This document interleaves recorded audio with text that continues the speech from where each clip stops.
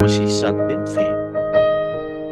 මම ඕලෙවල් ගත්තොත් මම රිසාසිටේ බැලුවා. ඒකයි B1යි C4යි S7.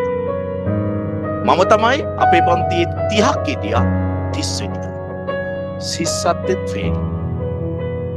මම ඒ ලෝ ෆේල් වුණා කියලා. මට ජොබ් එකක් තියෙනවා. මට ගණන් වලටත් ඒකක් නැහැ. විද්‍යාවට C1.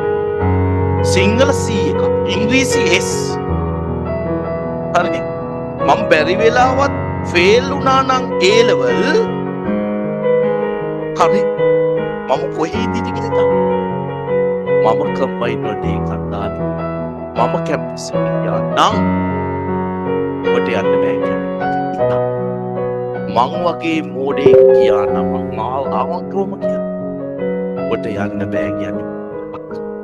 මම ඒ වගේම මේකත් කියනවා. අපි හැමෝටම විශ්වවිද්‍යාලයට යන්න බෑ. ඔක මම හැමදාම කියනවා. අපි හැමෝටම ඉංජිනේර වෙන්න බෑ. ඒක දෛවී.